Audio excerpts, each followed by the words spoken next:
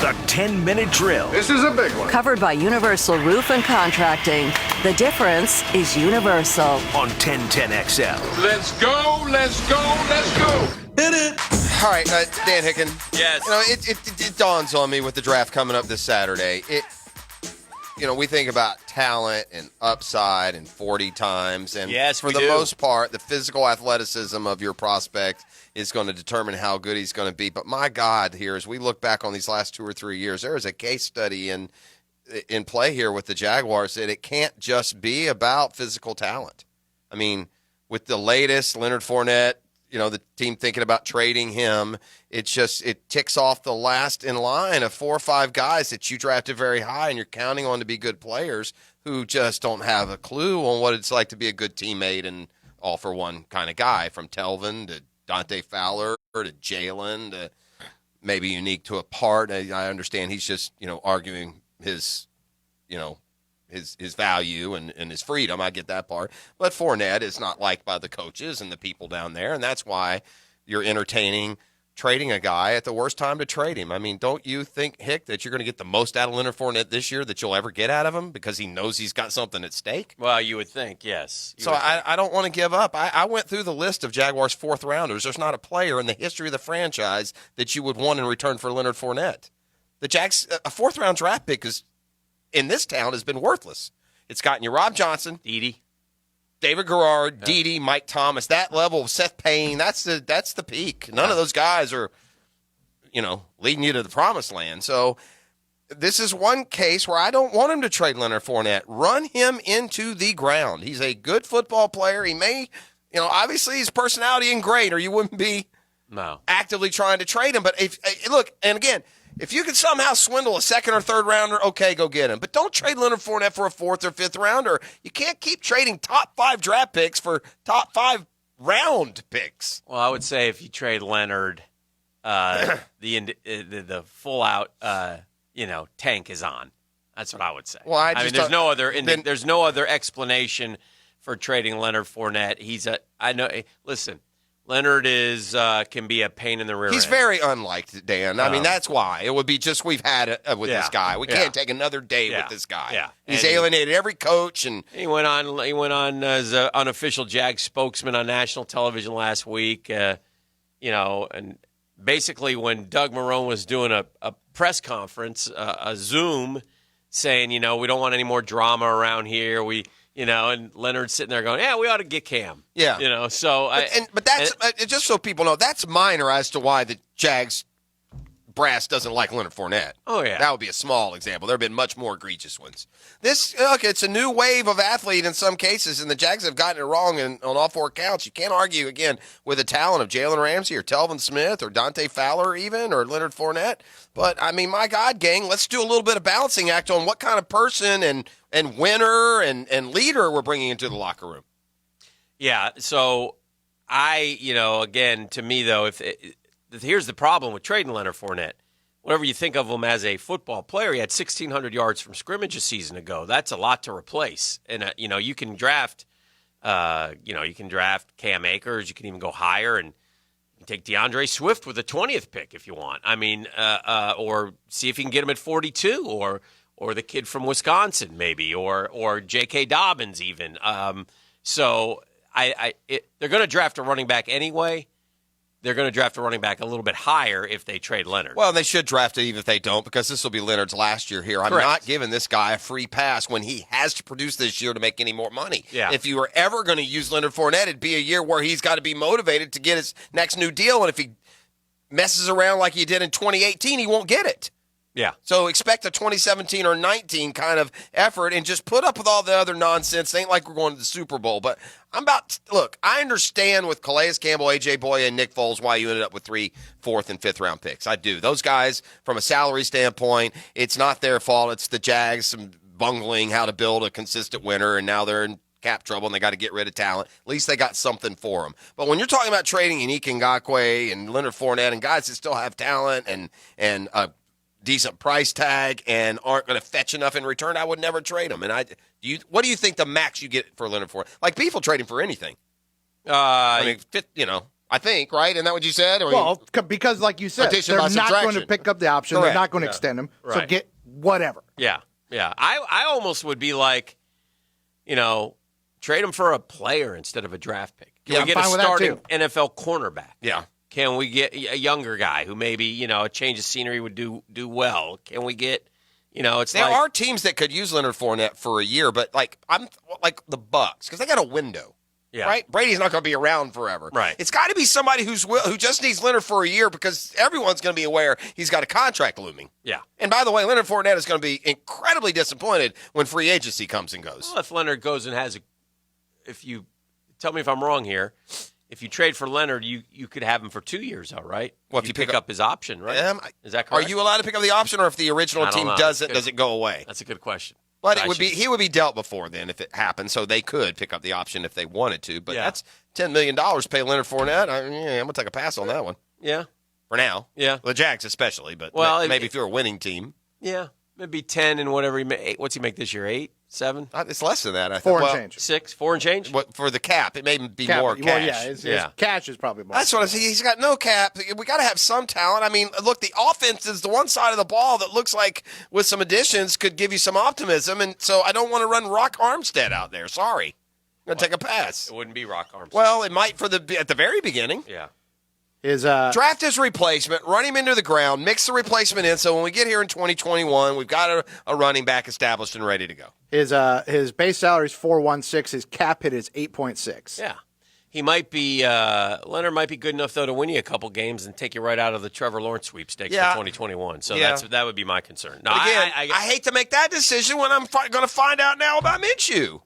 We got these are awful hypothetical. Where are we going to tank for a quarterback while we're just ready to decide what we have? Minshew's probably better on the field without Leonard. Go back to the last game of the season, Well, the maybe. Colts game. Leonard That could be didn't too. play. Minshew got in the shotgun, flipped it around a I little guess bit. I don't mind the prospect of not having Leonard. What I mind is giving him up for nothing. That bothers me. You've taken a guy number 4 overall. In 3 years, he's given you 2,000 yards seasons. Why would you're getting something versus you're getting nothing next year when you let him walk? I don't disagree. I think your compensatory pick would be higher than a 4th rounder if you let him walk. Yeah. If Leonard goes out this year and has 1,300 yards and goes to free agency, the Jags will get a 3rd round compensatory pick. You think Leonard's going to go get 1,300? Yeah, if they give him the ball, I think he will. He has a chance to. Why wouldn't he? Have to give it to him 400 times. Well, again, it's not like he's not like he hadn't gotten. That's not what he's done. I mean, that's Yeah. what he's been close to each no, year. I know. It'll be interesting. I mean, look, what can't be lost with the Jaguars this week is the storyline that is woven of Leonard Fournette, Yannick Ngakoue. I mean, what are these guys going to be around or not? And it's kind of, if we get past the draft, then the assumption would be that they probably would be around on this football team this fall. I would like to give the fans some hope that did the Jags understand that they tank without trying? We don't need a little head start. Mm-hmm. How about you guys get the most talent you can? You'll still go 5-11. Why give every fan just this notion that there's no chance you can do anything positive? Maybe Leonard. It's just too much. It's just not worth Yeah, it. maybe it's just too not much. worth it. So Well, shall look, see. maybe you can sucker some team into if you can get a 3rd rounder for him. Okay, that's acceptable to me. I've just got this stigma right now with the Jaguars and 4th and 5th round picks. I mean, and they have to have the worst record of 4th round selections in the 25 years they've been in the league. I guarantee you, every team in the league has found a Pro Bowler in round 4, but the Jags. I mean, we barely got starters out of that draft slot. I looked at a graphic Friday. Since 1996, the Chiefs have picked the most Pro Bowlers, like 26. Since 96? Yeah. Wow. 26. Packers, Steelers, Ravens were all up there, like the top Makes 4. sense. And so I was curious, so I counted up the Jags. If you count, and you have to, Chark and Allen, 16, Caldwell's picked 6 Pro Bowlers. The problem is most of those Pro Bowlers are gone from this roster. So that's the problem with what's occurred here in Jacksonville is when you do hit one, they end up being, not liking it here or whatever, or for whatever reasons. And it's just hard to sit there and blame the organization for what happened with Jalen Ramsey and what happened with Telvin Smith and what's happening with Jan Ngakoue. I mean, it's just, but yet you look there and you say, well, gosh, this doesn't seem to happen with other teams. Why does this keep happening here? What is going on? So, anyway, we shall see. But a fresh new start again coming up on Thursday with the first round of the draft, 9 and 20 for the Jags. And I would again say 12 picks. They won't pick 12. And it wouldn't shock me one bit if they don't pick 9 and 20.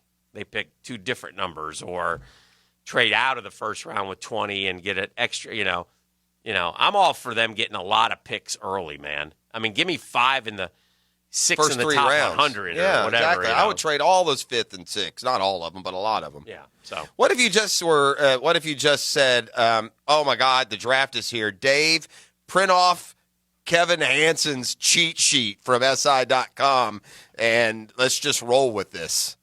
If you did that, by the way, right off the bat, I like the guy's list. You know why? Because he doesn't have Burrow number 1. I mean, maybe Burrow's number 1, but that's such a layup. He loves Chase Young. 6'5", 264, while he won't be the first pick in the draft. Traits and production are exceptional, yada, yada. All right, but let's skip through all this. By the way, Burrow was 2. 3, this is just a big board. 3 Akuta, 4 Simmons, 5 Tua, 6 Wills. Mm-hmm. He's a weird one, huh? He's all over the place. Those tackles are interchangeable. 7 Derek Brown, 8 Jerry Jeudy. So the Jaguars are going to they'll all be gone. CeeDee Lamb. That's who they would take if you just went by the board. And then if you went down to 20, by the way, the next wave of guys that you like are gone now.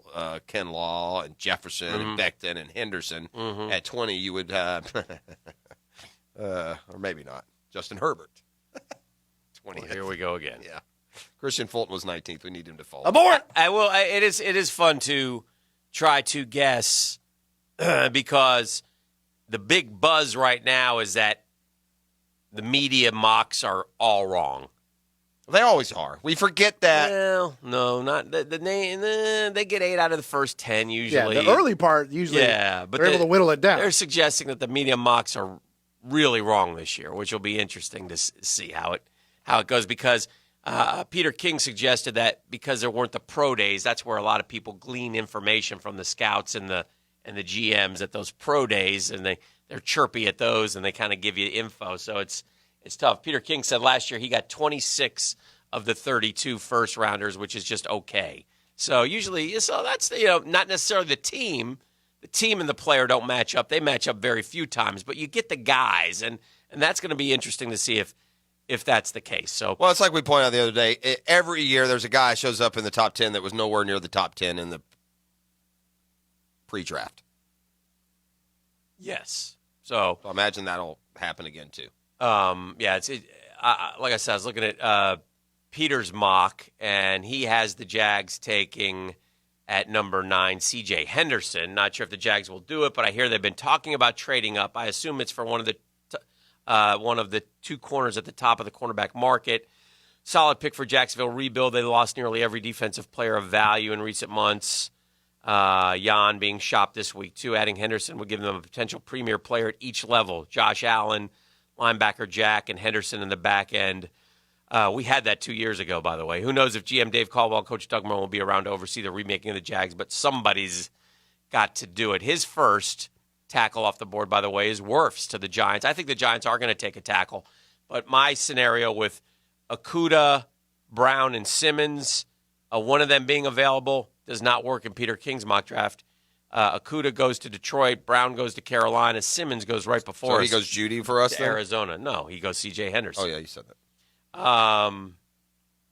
He's got CeeDee Lamb at 12, but he's got Tua going 13 to New England. So they trade up then to get him there. San Francisco. So Judy doesn't. That would be great, NFL. Give the Patriots Tua. Yeah, that would be smart. He's got Tampa taking Kinlaw, Denver getting Judy at 15, and then the Jags coming back with Justin Jefferson, who's been kind of a fast riser. I'll give you a good mock draft from a year ago. This is the final mock draft for the kid from, well, I say the kid, from a guy from USA Today. Uh-huh. Michael Middlehurst Schwartz. This is quite frank. Middlehurst Schwartz. He does a great job. Well, anyway, he did in this one. Yeah. In fact, I had to look and make sure they didn't just list it as the actual draft because that's how solid he started. But he had his daddy, former Jags middle linebacker Brian Schwartz. Well, Brian has a lot of kids. Yes. I don't think he has one writing for USA Today. Oh. I'm sorry. But in this guy's mock draft, his final mock draft, which was the day of the draft, he had Kyler Murray 1, Bosa 2 to San Francisco.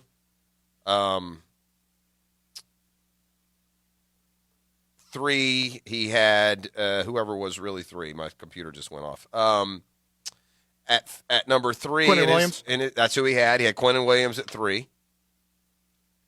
And in the real draft, this is where the wild card came in. Which was who? The Raiders went bananas, took Cleveland Farrell. Yeah, he didn't get But that one. They took Josh Allen. So that's why. So in the Jags draft, it was Hawkinson. So, but they couldn't because Allen fell to him. But other than that, top 10 was pretty spot on. Let's see. Murray, Bosa, Quinnen Williams, and then he had the Raiders taking Allen, which we ended up taking. The Bucks, Devin White. That's who they took, right? Mm-hmm. The Giants, Daniel Jones. Mm-hmm. That's who they took. Then the Jags with Hawkinson. The Bills at number 9, Ed Oliver, who they took. Oliver. Anyway.